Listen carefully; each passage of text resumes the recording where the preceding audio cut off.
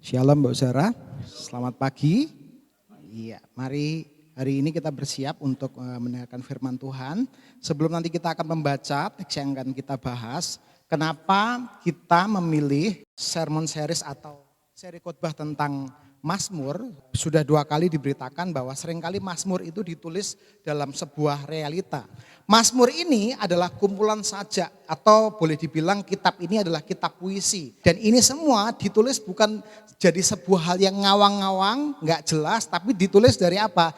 Ditulis dari sebuah realita. Apa yang dirasakan oleh pemazmur, apa yang diresapi oleh pemazmur, dituliskan jadi sebuah lagu, dan lagu atau prosa puisi saja ini tertulis dalam Mazmur sepanjang 150 pasal. Hari ini kita akan masuk dalam Mazmur yang ke-63. Kita akan membaca teks ini dan akan menolong kita merenungkan firman Tuhan, dan mari kita sama-sama membaca Mazmur pasal 63 ayat 1 sampai yang ke-12. Judul firman Tuhan kali ini adalah kerinduan akan Tuhan. Mari kita melihat apa yang pemazmur tulis tentang kerinduan akan Tuhan dari ayat 1 sampai yang ke-12. Kita akan membaca bergantian ayat 1 sampai 12. Saya akan membaca ayat 1, Mbak Zara ayat 2. Demikian seterusnya sampai kita selesai di ayat 12. Yang sudah ketemu katakan amin. Ya, saya bacakan dari ayat 1 Mazmur pasal yang ke-63. Mazmur Daud ketika ia ada di padang gurun Yehuda.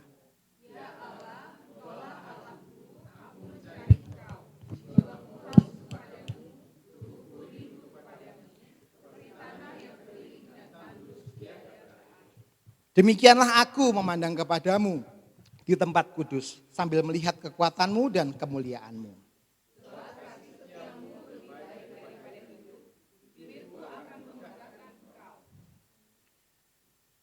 Ayat yang kelima, demikianlah aku mau memuji engkau seumur hidupku dan menaikkan tanganku demi namamu.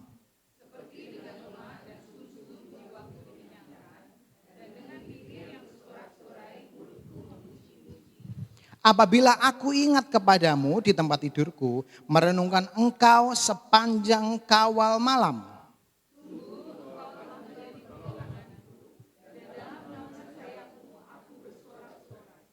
Jiwaku melekat kepadamu, tangan kananmu menopang aku.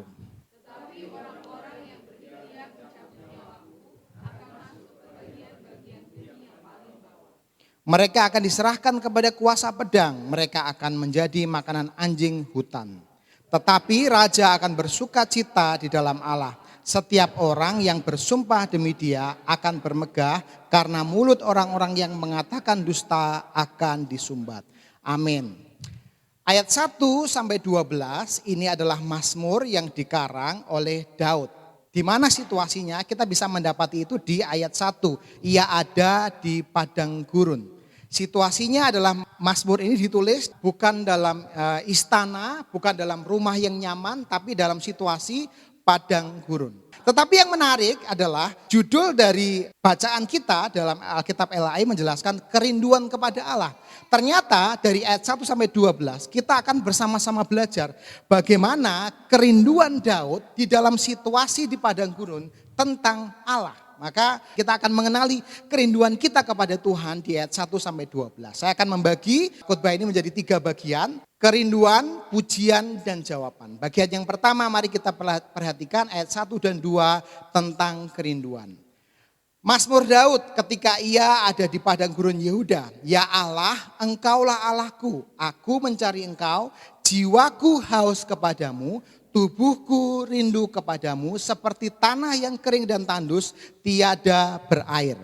Saudara, Daud menuliskan sebuah keterangan atau perlambangan yang menarik ketika dia merindukan, ketika dia haus tentang Allah. Yaitu jiwaku haus kepadamu, tubuhku rindu kepadamu. Daud menggambarkan rasa cintanya kepada Tuhan dengan kehausan dan kerinduan. Kenapa kenapa Daud bisa haus dan rindu?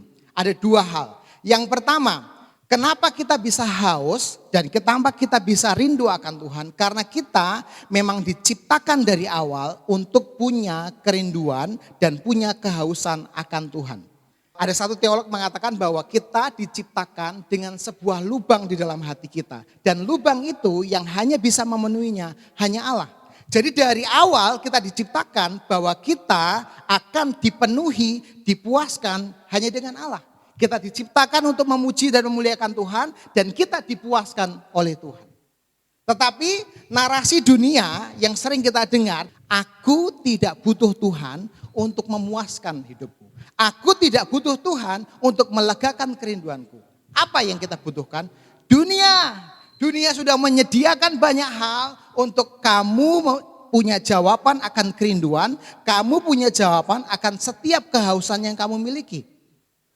Dan disitulah kita mengenal ada istilah haus kekuasaan, haus pengakuan. Seolah-olah semua yang dunia ini sediakan adalah jawaban dari desain Allah, lubang yang ada dalam hati kita untuk memuaskan, memenuhi lubang yang sudah didesain oleh Allah. Jadi kenapa kita bisa haus dan rindu? Karena kita memang diciptakan dengan sebuah lubang kekekalan untuk hanya bisa dipuaskan dan hanya bisa rindu dan haus hanya kepada Tuhan. Jadi kalau kita masih merasa bahwa kehausan saya, kerinduan saya selesai dengan dunia ini, maka kita terlarut dengan paham tadi. Kita enggak butuh Tuhan. Saya enggak butuh Tuhan untuk memuaskan kerinduanku. Saya enggak butuh Tuhan untuk memuaskan kehausanku. Tapi di sini Daud menuliskan bahwa hatiku, jiwaku, rindu dan haus akan Tuhan. Di sini menjelaskan bahwa hanya Tuhanlah yang bisa memenuhi lubang dalam hatiku, lubang kekekalan yang sudah didesain oleh Allah, sehingga hanya Dialah yang bisa memuaskan aku. Saat aku haus, saat aku rindu bukan kepada yang lain. Aku haus bukan kepada yang lain. Jiwaku haus kepadamu, tubuhku rindu kepadamu. Kehausan dan kerinduan tersebut seperti tanah yang kering dan tandus tiada berair. Jadi Daud menuliskan bahwa ini loh kondisiku, saya sedang rindu, saya sedang haus. Seperti layaknya apa? Seperti tanah yang kering dan tandus tiada berair. Yang kedua, ini bicara tentang kebutuhan. Daud tahu bahwa saya butuh Tuhan dan Tuhan adalah kebutuhan terbesarku. Saya datang kepada Tuhan, saya harus menemui Tuhan, aku haus dan rindu akan Dia seperti tanah yang kering dan tandus tiada berair dan Dia adalah air hidup yang membasahi, memuaskan, membuat tanah itu menjadi gembur lagi. Jadi kita semua punya kecenderungan untuk haus dan rindu. Tapi seperti di awal tadi, kita punya cara untuk berdosa. Berdosanya seperti apa? Berdosa dengan cara kita mencari kepuasan di luar Tuhan. Kita mencari cara bagaimana kehausan dan kerinduan saya bisa terpenuhi lain daripada Tuhan. Mungkin beberapa dari kita berusaha bekerja, mencari untuk memuaskan kehausan kita supaya saya bisa dapat uang, dapat jabatan, dapat pengakuan. Kita melakukan segala hal untuk memenuhi kehausan dan kerinduan kita supaya aku bisa terpuaskan, kehausanku selesai, kerinduanku selesai dan aku tidak butuh Tuhan. Dan saya harus mengapresiasi saudara yang sudah datang di hari Minggu ini. Roh Kudus bekerja di dalam hati kita masing-masing, mendorong kita untuk kita punya kehausan dan kerinduan sehingga kita datang kepada Tuhan. Jadi sebenarnya kita butuh anugerah Allah untuk berkata bahwa jiwaku haus, tubuhku haus kepadamu. Karena entah kenapa ketika kita keluar dari gereja ini, kita punya berbagai macam cara menyelesaikan segala kerinduan kita, menyelesaikan segala kehausan kita, menutupi lubang yang sudah didesain Allah hanya bisa dipuaskan oleh Allah sendiri. Dan disitulah yang sering kali kita bergumul. Siapa yang harus kita puaskan? Akukah atau kita memuliakan Tuhan? Tapi yang menarik kalau kita kembali ke ayat 1, semua kerinduan dan kehausan ini tidak ditulis dari sebuah kondisi yang baik-baik saja. Kondisi di mana semua fasilitas yang dia punya masih komplit. Semua itu ditulis dengan sebuah keterangan di ayat 1 ketika ia ada di padang gurun. Jadi Bapak Saudara, dari ayat ini kita belajar apa? Di saat kita mengalami padang gurun, kemanakah kita lari? Apakah kita lari dari Tuhan atau kita lari kepada Tuhan? Ketika kita menghadapi padang gurun dalam hidup kita masing-masing, ketika kita menghadapi mungkin kesulitan, penderitaan, ketidaknyamanan, maka kemana kita berlari? Kemana kita memuaskan kehausan dan kerinduan kita? Apakah kita lari dari Tuhan, menjauh dari Tuhan, atau kita lari kepada Tuhan, semakin mendekat kepada Tuhan? Dan Daud menuliskan, meskipun aku dalam padang gurun, aku lari kepada Tuhan, aku haus, aku rindu, aku mendekat kepada Tuhan. Di padang gurun, Daud menyadari ini, bahwa kebutuhan terbesarnya hanya ada bersama dengan Tuhan. Lalu, kenapa Daud kok bisa menyadari itu? Kenapa dia bisa tahu kebutuhan dalam hidupnya adalah tentang Tuhan? Mari kita perhatikan ayat yang keempat. Saya minta tolong dibacakan ayat yang keempat. Daud menuliskan, sebab kasih setiamu lebih baik daripada hidup, bibirku akan memegahkan engkau. Apa yang membuat Daud berlari kepada Tuhan di tengah ketidaknyamanan padang gurun, di tengah penderitaan padang gurun? Apa yang membuat Daud semakin mendekat kepada Tuhan? Kenapa dia tidak lari saja menjauh? Kenapa dia tidak memilih lari daripada Tuhan dan dia tetap mendekat dengan berkata, aku haus, aku rindu kepada Tuhan. Karena ini, sebab kasih setiamu lebih daripada hidup. Izinkan saya menjelaskan bagian ini. Kalau kita diperhadapkan dalam sebuah situasi, kita mungkin pergi di rumah atau pergi keluar kota sendirian, kita naik kendaraan, lalu tiba-tiba ada dua orang mendatangi kita, menghentikan kendaraan kita dengan menghunuskan pisau atau pistol dan bilang, bondo apa nyowo? Apa yang kita serahkan? Ya, kalau saya mungkin nggak tahu apa yang diserahkan karena nggak punya ya. Yang kita serahkan adalah harta kita, apa yang kita punya. Itulah tandanya kita memaknai bahwa ada yang lebih berharga daripada harta, yaitu hidup. Tapi menarik, Daud menuliskan sebab kasih setiamu lebih daripada hidup. Daud menuliskan hal yang berbeda dari apa yang kita seringkali pahami. Daud menuliskan bahwa Tuhan, kasih setiamu lebih baik daripada hidupku. Tuhan, aku menghargai engkau lebih daripada apa yang aku punya. Tuhan, aku mengasihi dan mencintai engkau lebih daripada hidupku, lebih daripada mimpiku, lebih daripada hobiku, lebih daripada keluarga, kekayaan, kesehatan, anjing atau kucingku, musikku, game dan permainan rumah, liburan atau apapun dalam hidupku. Yang lebih berharga bukan itu. Yang lebih berharga adalah kasih setia Tuhan. Inilah yang membuat Daud memahami bahwa meskipun padang gurun yang dia hadapi, kasih setiamu itu lebih daripada hidup. Disinilah kita memahami apa yang Daud tuliskan. Di padang gurun, Daud menyadari kebutuhan terbesarnya akan Tuhan. Dia nggak bisa terpisah, dia nggak bisa terhilang dari Tuhan. Dia merasa kurang, dia merasa nggak bisa tahan dan nggak bisa sendirian. Seperti tanah yang kering dan tandus. Hidupnya nggak ada artinya tanpa kasih setia Tuhan. Inilah kerinduan. Inilah kehausan. Kesadaran bahwa aku nggak bisa terpisah dari Tuhan. Bahwa aku nggak bisa hilang jauh daripada Tuhan. bahwa aku merasa kurang kalau tidak ada Tuhan. Bahwa aku butuh Tuhan, aku gak bisa sendirian, aku gak punya kekuatan, aku ini lemah, rapuh, aku butuh Tuhan. Seperti tanah yang kering dan tandus yang membutuhkan air. Maka pertanyaan refleksi kita adalah, seberapa haus kita kepada Tuhan? Seberapa rindu kita kepada Tuhan? Kemana kita berlari saat padang gurun itu ada? Kita lari jauh dari Tuhan atau kita mendekat kepada Tuhan? Itu bagian yang pertama, kerinduan.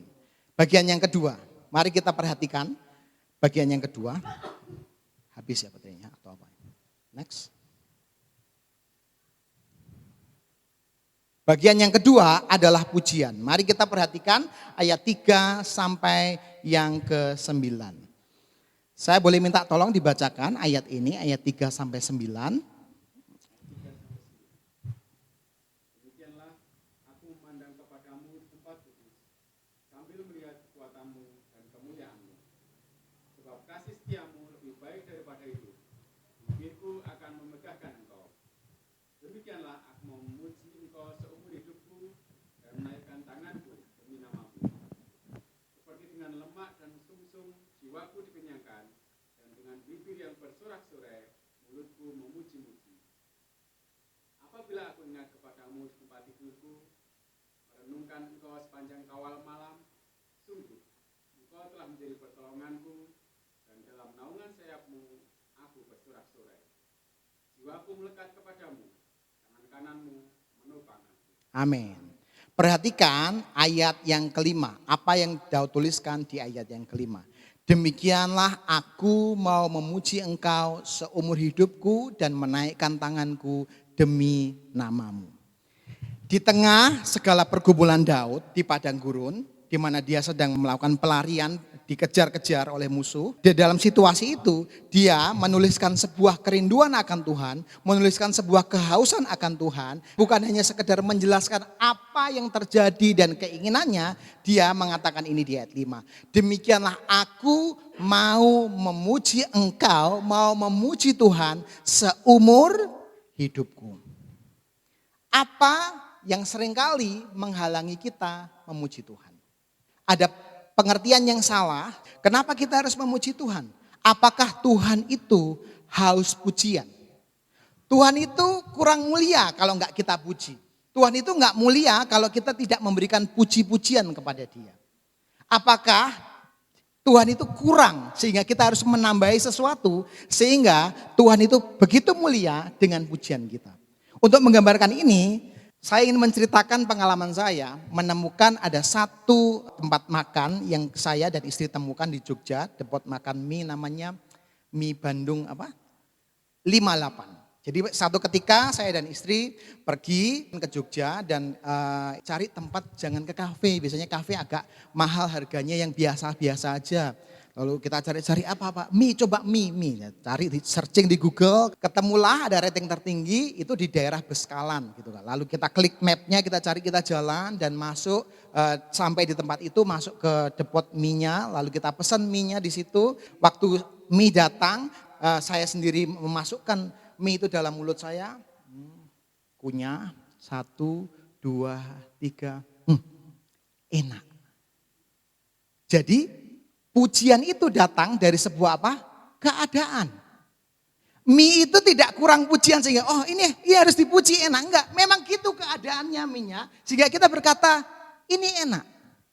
Kenapa kita harus memuji Tuhan? Bukan karena Tuhan kurang sehingga kita harus memuji Tuhan. Karena memang Tuhan layak untuk dipuji. Kenapa Daud memuji Tuhan? Bukan supaya, kalau keadaanku tidak baik, cara mengembalikannya adalah dengan cara yang rohani, memuji Tuhan. Nanti akan balik semuanya, nanti semua keinginanku terpenuhi. Tidak. Daud memuji Tuhan karena dia tahu Tuhan layak dipuji. Sama seperti kalau kita makan soto, rawon, snack atau apapun makanan favorit kita. Lalu kita cicip itu, kita makan itu, kita suap ke mulut kita dan kita mengakui ini enak. Itulah pujian. Itulah kenapa Daud memuji Tuhan. Hal yang kedua, kenapa kita sulit memuji Tuhan? Karena kalau kita memuji, harus keadaannya dalam semuanya serba baik. Situasinya baik, kondisinya baik, atau kalau kita dalam ibadah, aduh WA-nya nggak semangat, musiknya kurang baik, firman Tuhannya nggak menyentuh hati. Kita butuh situasi dan kondisi sehingga kita akhirnya mendorong kita memuji Tuhan. Kita membutuhkan fasilitas lain, kita membutuhkan hal-hal atau faktor lain yang bisa mendorong kita untuk memuji Tuhan. Jadi saya memuji Tuhan berdasarkan apa yang terjadi dalam hidupku. Tapi Daud tidak memuji Tuhan karena keadaannya. Kalau hanya berkaca pada keadaannya, maka Daud pasti memilih tidak memuji Tuhan. Dia ada dalam padang gurun, dia dalam pengejaran, dikejar-kejar oleh musuh. Kenapa saya harus memuji Tuhan? Kenapa saya harus memuji Tuhan di gereja? Apakah karena musiknya bikin semangat? Apakah karena musiknya itu lebih modern, ritmenya lebih enak untuk didengar? Apakah karena firman Tuhannya, penyampai firman Tuhannya? Apakah karena gerejanya aku memuji Tuhan? Kalau semuanya itu menjadi dasar dan alasan kita memuji Tuhan, maka kita akan sulit memuji Tuhan.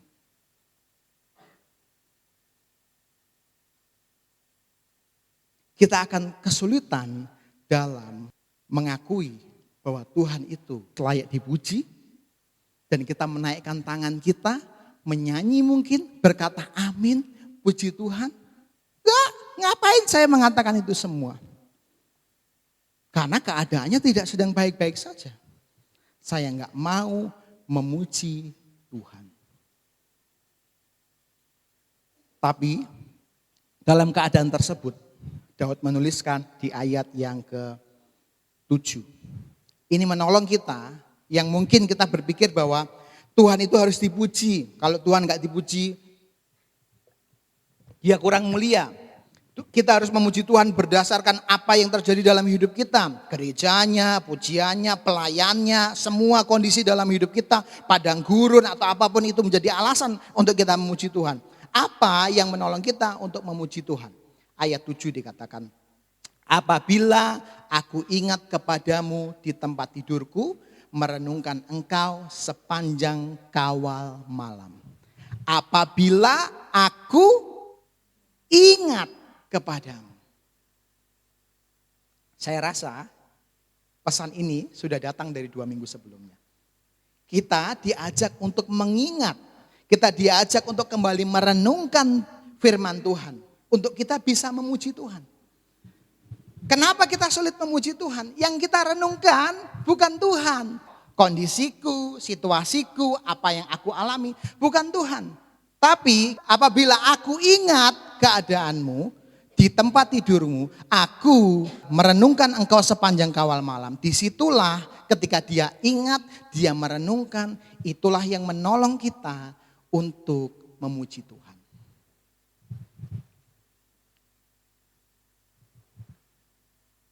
Kalau kita mengingat apa yang terjadi dalam hidup kita, mungkin sebagian besar orang akan mengingat ini. Hal yang buruk, hal yang baik, lalu memuji Tuhan. Kita berpikir, oh aku dulu sakit, gini. Tuhan menolong dengan menyembuhkan, memuji Tuhan. Nah, pertanyaan saya begini, gimana dengan orang-orang yang tidak mengalami situasi seperti itu? Saya contohnya. Saya pernah bersaksi kepada Mbak Zara. Ketika saya masuk STT, saya mendengar kesaksian teman-teman saya yang sakit. Lalu istri saya ini cerita tentang bagaimana kondisi dalam hidupnya. Dia terpanggil pelayanan, lalu apa ya aku yang sakit parah yang gak pernah gitu kan. Paling parah ya panas gitu kan. Masuk rumah sakit yang gak pernah. Sepertinya kondisiku tuh baik-baik saja. Kalau kita hanya merenungkan apa yang terjadi dalam hidup kita, kita mengingat apa yang ada dalam hidup kita juga kembali sulit memuji Tuhan. Tapi apa yang harus kita ingat? Ingatlah kondisi kita di dalam Tuhan. Siapa kita? Manusia berdosa yang dikasihi dan diselamatkan Allah. Dan kalau kita tidak bisa mengenali semua keburukan itu, maka kita sulit memuji Tuhan. Semakin kita mengingat, menyadari, merenungkan semua bobroknya dosa kita, semua buruknya perbuatan dosa kita, disitulah yang menolong kita untuk memuji Tuhan. Bahkan perhatikan di ayat yang ke-8. Sungguh engkau telah menjadi pertolonganku dan dalam naungan sayapmu aku bersorak-sorai. Bukan hanya sekedar puji Tuhan, haleluya, naikkan tangan, tepuk tangan. Tapi berlanjut pada tingkat yang berikutnya, bersorak-sorai. Bersorak-sorai itu bukan gini. Ore, itu enggak bersorak-sorai.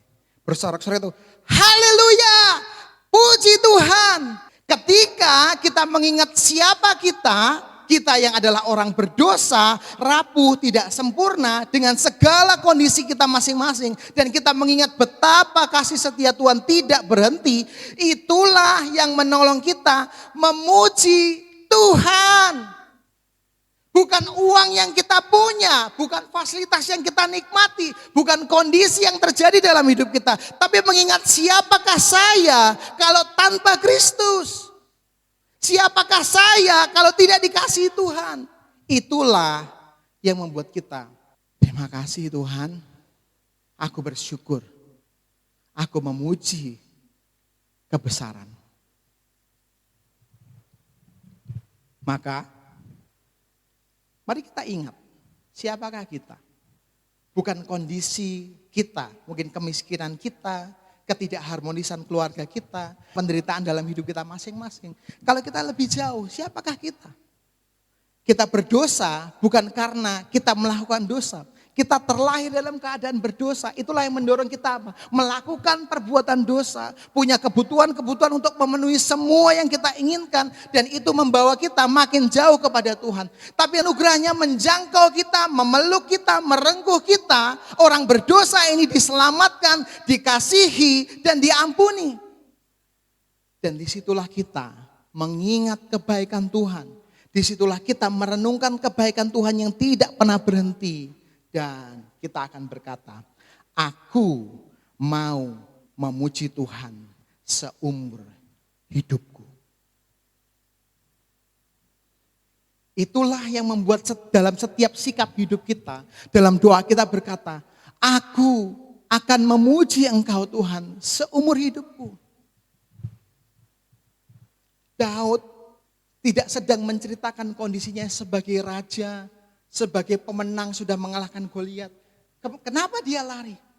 Karena dia sedang dikejar oleh musuhnya. Dia tahu kondisinya, dia pernah berzinah, dia melakukan perbuatan jahat. Tapi entah kenapa Tuhan mengampuni dia. Bukan karena dia baik, bukan karena dia kaya, bukan karena dia pintar mengarang mazmur. Tapi hanya oleh kasih setia Tuhan. Disitulah Daud merenungkan, aku mau memuji Tuhan seumur hidupku.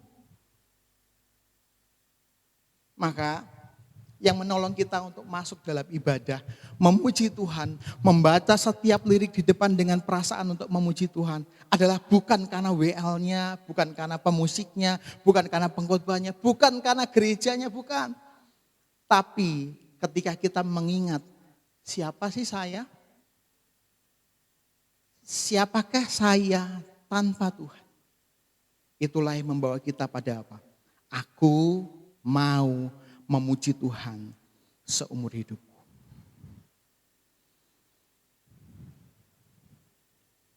Maka pertanyaan refleksi kita adalah, apa yang membuat Bapak Saudara sulit memuji Tuhan? Mari kita masuk ke bagian yang ketiga. Saya akan bacakan buat kita semua ayat 10 sampai yang ke-12. Tetapi orang-orang yang berikhtiar mencabut nyawaku akan masuk ke bagian-bagian bumi yang paling bawah. Mereka akan diserahkan kepada kuasa pedang. Mereka akan menjadi makanan anjing hutan. Tetapi raja akan bersuka cita di dalam Allah. Setiap orang yang bersumpah demi Dia akan bermegah. Karena mulut orang-orang yang mengatakan dusta akan disumbat. Kalau kita membaca teks ini, kita membaca ayat 10 sampai 12 ini, seolah-olah Daud sedang berkata bahwa ini seperti kita yang seringkali berpikir gini, titenono. Apakah Daud sedang mengungkapkan apa yang terjadi dalam hidupnya, yaitu tentang bahwa Tuhan akan mencelakai musuh-musuhnya saja. Apakah Daud sedang menceritakan bahwa ini loh ada pembalasan dari Tuhan? Apakah Daud sedang menuliskan ini pembalasan pribadi, kepuasan karena Tuhan membalaskan semua yang dia inginkan? Bukan. Daud sedang menceritakan sebuah keyakinan iman dalam hidupnya. Di padang gurun dia nggak tahu kapan musuhnya berhenti. Di padang gurun dia nggak tahu kapan akan menerima kemenangan. Di padang gurun dia nggak tahu kapan semuanya ini selesai. Di padang gurun dia juga nggak tahu kapan saya akan pulang ke rumah. Daud yakin bahwa Tuhan akan menjaga hidupnya. Ini bukan tentang sumpah serapah, tapi Daud menceritakan keyakinannya. Aku sedang dalam bahaya. Aku sedang dalam penderitaan. Ada orang yang menyerang aku. Tapi aku tahu bahwa Tuhan menjaga hidupku. Tapi aku tahu bahwa Tuhan melindungi hidupku. Dan aku tahu Tuhan tidak membawa aku pada kegagalan. Karena semua yang saya alami ini akan menolong saya melihat kasih-Nya jauh lebih besar. Dan akan membawa saya pada masa depan yang indah. Jadi Daud tidak sedang menuliskan sumpah serapah, ancaman, pembalasan pribadi kepada musuh-musuhnya. Dia menjelaskan keyakinan imannya bahwa Tuhan penjaga hidupnya, Tuhan pelindung dalam hidupnya, Tuhan akan membawa dia menyertai segala masa di dalam hidup Daud. Tuhan akan menyertai dia dalam segala musim yang dia sedang alami. Jadi ayat ini bicara tentang apa? Ini bicara tentang inilah yang aku yakini. Inilah yang aku tahu tentang Tuhan. Inilah yang saya tahu bahwa Tuhan menjagaku. Tuhan melindungi aku. Tuhan mengasihi aku. Mungkin beberapa dari kita berpikir, sok yakin sih Daud situ. Sok yakin. Si paling beriman gitu. Kenapa? Daud bisa yakin, Daud bisa percaya dengan sungguh bahwa Tuhan akan menjaga hidupnya.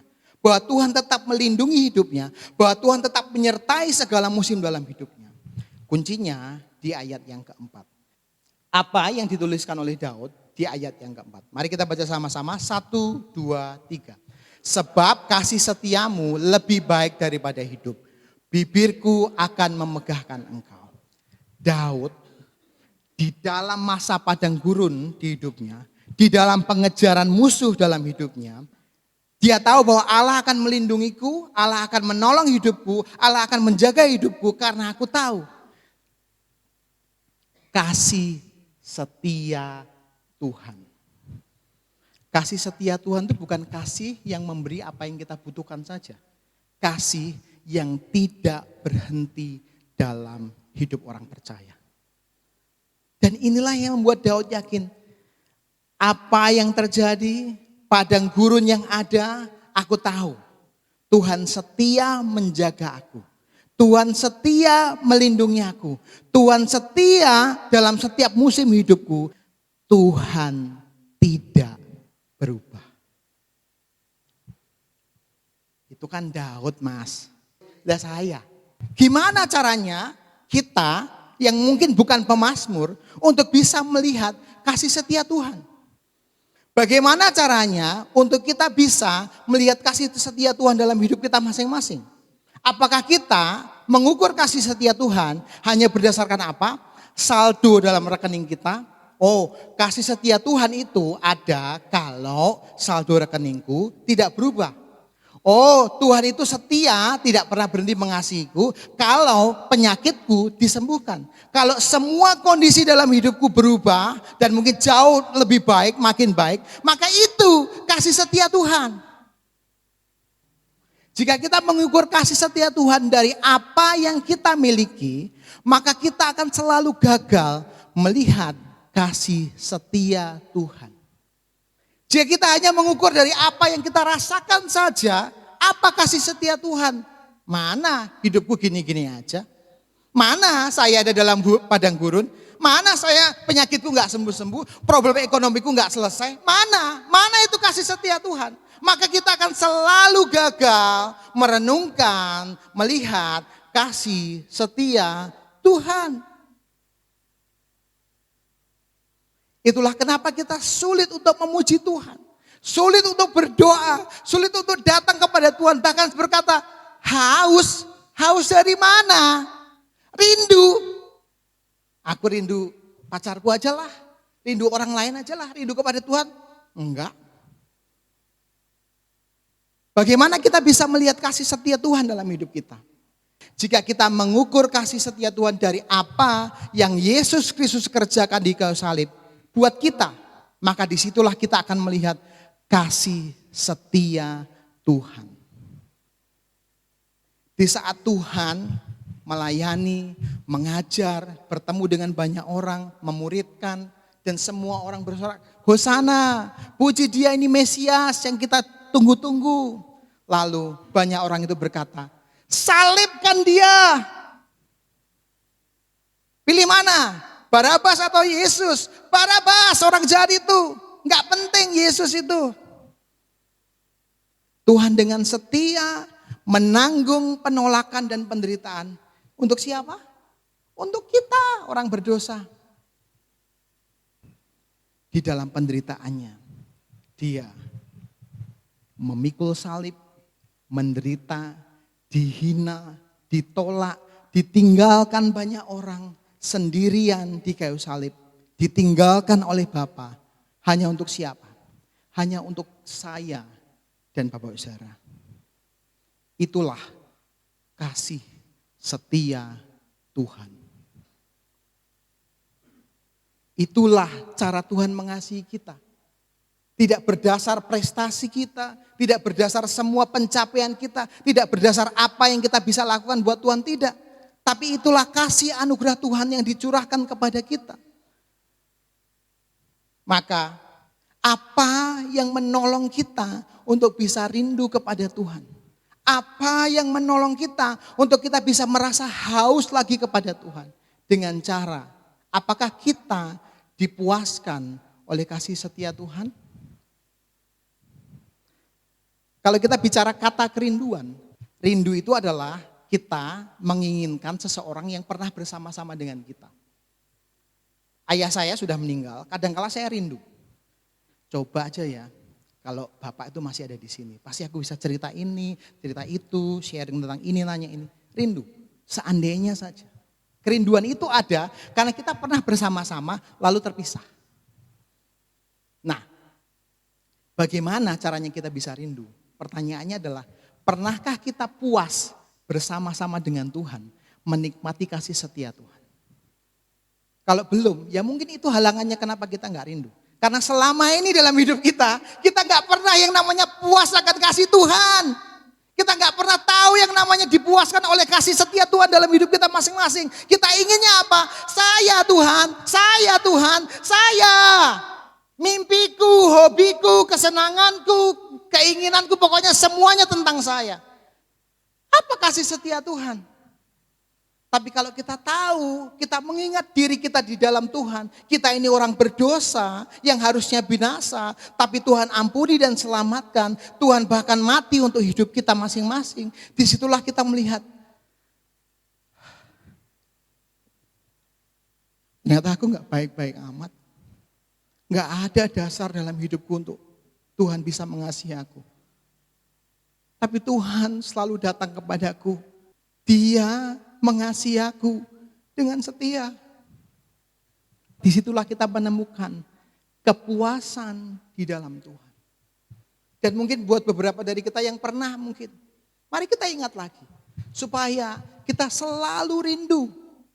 Supaya apa? Saat kita masuk dalam padang gurun mungkin, itulah yang membawa kita untuk terus rindu. Tuhan, aku haus. Tuhan, aku rindu.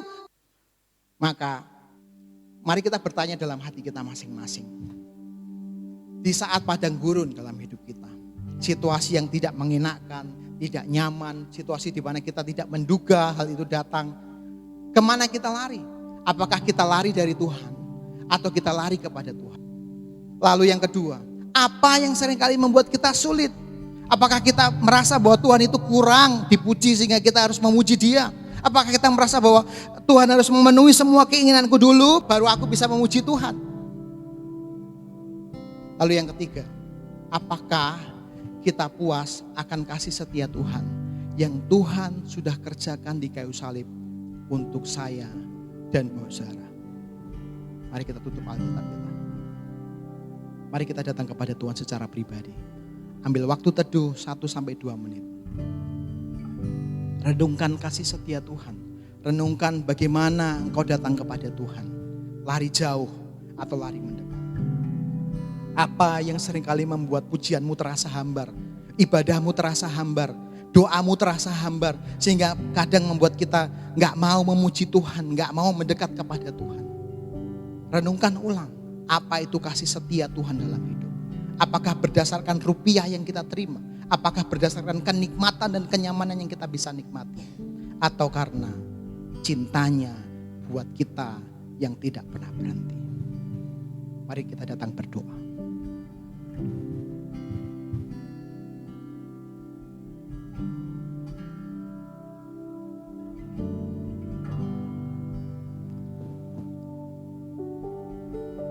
Kau melihat setiap hati jemaat-jemaatmu di tempat ini. Ampunilah kami Tuhan, yang seringkali enggan untuk memuji Tuhan, yang seringkali sulit untuk memuji Engkau.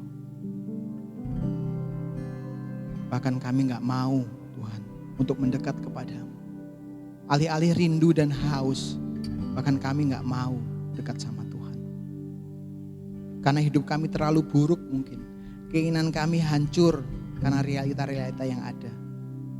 Tapi biarlah hari ini firman Tuhan datang menegur dengan lembut hati dan hidup kami masing-masing. Kami melihat pemazmur, yaitu Daud menuliskan mazmur ini bukan dalam istananya yang megah, bukan dengan segala fasilitas yang dia nikmati. Dia menuliskan ini dalam padang gurun, situasi panas, sendirian, dikejar-kejar oleh musuh. Tapi disinilah dia menyadari bahwa kerinduannya akan Tuhan. Dia menyadari kehausannya akan Tuhan. Dia menyadari bahwa kebutuhannya akan Tuhan tidak bisa diselesaikan dengan dunia, dengan fasilitas yang dia miliki. Tapi dia datang kepada Tuhan dengan memuji Tuhan. Karena dia tahu Tuhan, Engkau layak dipuji. Engkau yang besar, Allah semesta alam. Engkau pencipta. Engkau mulia Tuhan. Aku memujimu bukan karena hadiahmu. Aku memujimu bukan karena berkatmu. Aku memujimu karena Engkau mulia Tuhan. Tolong kami bertumbuh. Melihat kasih setia Tuhan bukan dengan apa yang dikerjakan tangannya buat kita. Bukan berkat-berkat dan pemberian dan keinginan yang terjawab. Tapi melihat bahwa Tuhan setia. Karena Dia tidak pernah berhenti menyertai hidup kita. Bahkan dalam masa padang gurun, dalam musim yang kelam, dalam situasi yang tidak baik pun, Tuhan tidak pernah berhenti menyertai kita. Tuhan tolong kami juga Tuhan. Kalau Engkau selalu mengasihi kami Tuhan. Tolong kami untuk bisa menikmati kasih setiamu Tuhan. Seringkali kami hanya tahu Tuhan mengasihi. Tapi kami gak bisa menikmati itu karena kami gak mengingat diri kami yang bobrok. Diri kami yang tolol, diri kami yang bodoh. Kami gak lihat itu. Kami masih merasa benar, masih merasa mulia, masih merasa suci. Sehingga kami gak bisa lihat kasih setia Tuhan. Tapi kalau kami boleh merenungkan betapa bodohnya hidup kami, seringkali lupa akan Engkau. Seringkali gampang menghina orang lain, seringkali gampang merendahkan orang lain, bahkan tidak melihat kasih setiamu Tuhan. Tapi Engkau tetap menyertai kami. Bahkan Engkau sampai hari ini Tuhan memberikan firman-Mu kepada setiap kami. Untuk menolong kami, untuk kembali mengingat kasih setia Tuhan. Kasih yang tidak berhenti. Kasih yang selalu hadir di sepanjang masa, di sepanjang musim hidup kami. Tuhan, hamba-Mu berdoa buat setiap kami Tuhan. Kami gak tahu kondisi apa yang terjadi dalam kehidupan jemaat-Mu Tuhan. Lembah seperti apa yang mereka alami Tuhan. Padang gurun seperti apa yang mereka alami Tuhan. Hamba-Mu tidak mengerti. Tapi Engkau, Allah, yang turun dalam rupa Yesus Kristus, yang sudah pernah merasakan semua situasi itu. Engkau tahu yang namanya penolakan, Engkau tahu yang namanya ditinggalkan, Engkau tahu yang namanya ditindas. Engkau tahu yang namanya hina. Engkau merasakan itu di dalam penderitaan kayu salib. Dan Engkau mengerjakan itu semua hanya untuk kami. Supaya kami tahu bahwa kami ini dikasihi. Dan Tuhan tidak pernah berhenti mengasihi kami. Tuhan, tolonglah jemaat-Mu. Apapun kondisi kami tidak pernah berhenti memuji Tuhan. Kami tahu Mazmur, kami hafal mungkin Mazmur, kami mengerti Mazmur, tapi untuk memuji Tuhan adalah hal yang berbeda. Untuk memuji Tuhan, kita mengingat siapakah kita di dalam Tuhan. Kita orang berdosa yang diselamatkan Tuhan. Orang berdosa yang terus disucikan oleh Allah, yang terus dikasihi disertai tanpa henti. Biarlah kami bertumbuh di dalam kasih setia-Mu Tuhan. Biarlah kami puas akan anugerah-Mu yang selalu hadir dalam hidup kami. Di dalam kondisi kami yang mungkin keluarga kami yang kayak padang gurun mungkin. Pekerjaan kami yang kayak padang gurun. Mungkin pelayanan kami kayak padang gurun. Mungkin hidup kami kayak padang gurun. Panas dan sendirian. Tapi kami tahu itu semua tidak menghalangi kasih setia-Mu di dalam hidup kami. Maka izinkanlah kami Tuhan untuk sekali lagi menikmati kepuasan akan kasih setia Tuhan di dalam setiap hidup kami. Terima kasih Tuhan, hamba-Mu berhenti berbicara. Hamba-Mu berdoa kiranya Roh Kudus yang menginsafkan setiap hati dan hidup kami boleh berbicara lebih keras di dalam hidup kami masing-masing. Supaya kami diubahkan, supaya kami bertumbuh, supaya kami makin puas menikmati kasih setia Tuhan dan bisa memuji Tuhan dengan segenap hati. Dalam nama Kristus Yesus kami sudah berdoa. Haleluya. Amin.